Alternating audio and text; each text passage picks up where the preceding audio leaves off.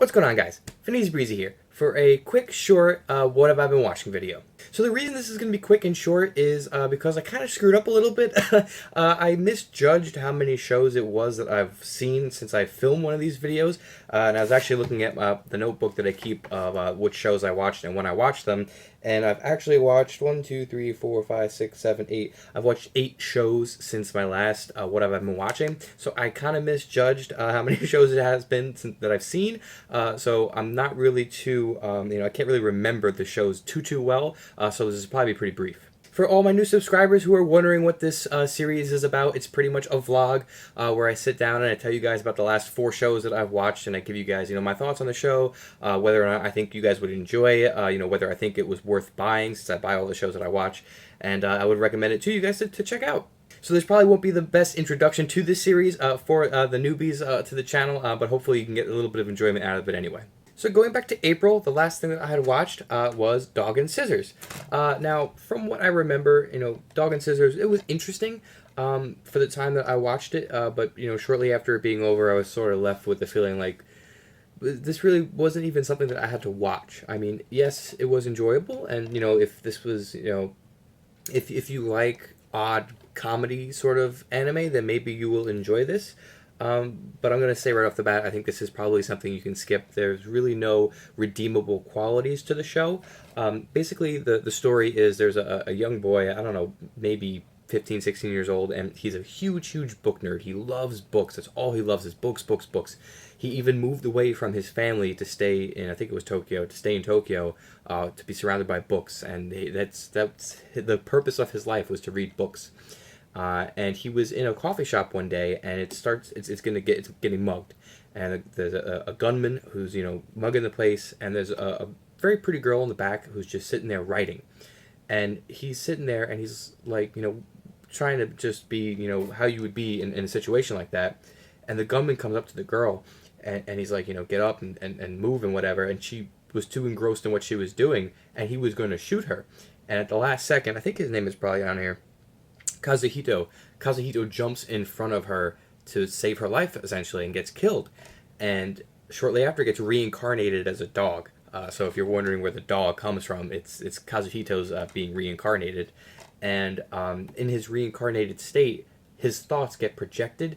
And what's her name? No. It's not on here. Of course not. Well, anyway, so she's his favorite author, and she can actually hear him. So he's in a pet shop, and she comes and she picks him up, and they pretty much go on little, I don't want to say adventures, but they go on little things together where they solve crimes, essentially. And it's kind of lighthearted. The comedy is a little bit there, and the romance is a little bit there. But like I said, at the end of it, I sort of was like, did I really need to watch this? So after watching Dog and Scissors, I was kind of disappointed with the lack of comedy that I was looking for at the moment. So I watched something that I knew was going to be funny, and that is Those Who Hunt Elves. And this is something that I do recommend to you guys to check out. It was fairly cheap too. I think it was about 20 bucks, maybe 25 bucks on Right Stuff. So if you're looking for something to add to the shelf, I actually would say, pick this up. It's worth the buy in my mind. What I really liked about Those Who Hunt Elves is the humor is just, it's really on point, and even for something so old, I wish that they put years on the backs of these newer release DVD sets. It says 2016 on the back here, but that's not when it came out. 97 is written on here, so that's a good possibility of when it could have come out. But the humor, it being so old, is still pretty relevant, and the first season really breaks the fourth wall a lot, and it's quite funny. They made a lot of jokes, especially Western jokes, and I'm sure that the dub took a little bit of liberty with that. But I really enjoy shows like that, and it being a late 90s anime, that hand-drawn art style that my viewers are knowledgeable that I'm a huge fan of, really got me, and it was just something that episode after episode I really enjoyed. And pretty much what the plot of this anime is, you have 3 characters from our Earth terrestrial plane that get transported into an elven world when one of the elf mages casts a spell to get rid of a demon, accidentally summons the 3 of them to their world, and the only way that they can get back to Earth is by collecting spell fragments for a spell to be cast to send them back. But unfortunately, during the commencing of this spell, it got broken, and all the spell fragments got scattered across the world and put into little segments on different elves' bodies. And of course, they would be female elves. I mean, obviously, there's why would they be put on male elf bodies? So clearly, so that becomes part of the humor of the show. Also, they go from town to town, stripping elves to try and find these spell fragments. Why would they just ask, "Hey, did you notice any odd tattoo written on you within the last few weeks or so?" That doesn't make sense. Why would you do that? Instead, just rip their clothes off. Forget about it. So that's kind of funny. And you would think by looking at some of the artwork and maybe even some of the trailers that the show is really heavy on nudity, and it's not at all. I mean, I don't think there was really any nudity at all. When they strip the elves, it's all I don't want to say censored, but the way that the camera work is done is so that you don't really see any body parts or anything like that. But that isn't the main focus. The stripping of the elves and the nudity and the hilariousness that would come within that is not the point of the show. The point of the show is the interactions of your three main characters and the elf wizard. I think her name was something with a C. Celestia, maybe? Celsia. So close. For something that I didn't watch since April. Something I didn't watch since April. That's how you know an anime is good, when you can remember a main character's name. So that's always a good sign for you if you're looking for that in a recommendation. So the three main characters in Celsia's interactions and their character development, that's what really makes the show enjoyable. So if you're looking for, I don't want to say a lighthearted comedy, but if you're looking for a comedy that you're going to enjoy, I highly recommend Those Who Hunt Elves. So as you guys know, I like to change things up, and after watching a piss-poor comedy and a really funny comedy, I decided to watch a horror, essentially, and that was Requiem from the Darkness. And I have to say, I'm surprised that this show does not get more publicity, doesn't get more, airtime, essentially, with YouTube reviewers and YouTube commentators, because it's extremely fascinating. It's not so much a horror as it is odd. It's odd, and the world and the environment that they set up for you is odd. So basically, this anime is an adaptation from I think it was a horror author, and it's pretty much just a bunch of short stories compiled into one overarching theme. And that theme is that every episode, our cast of characters is sort of involved in, I don't want to say an exorcism, but is involved in removing evil from the existence that they're in. And what really gets me, and if I can hopefully find, maybe I should move out of the way for you guys, if I can hopefully find a decent enough trailer to put up here, is the art style. The art style is something that I have never seen in any other anime, and I highly doubt will be in any other anime.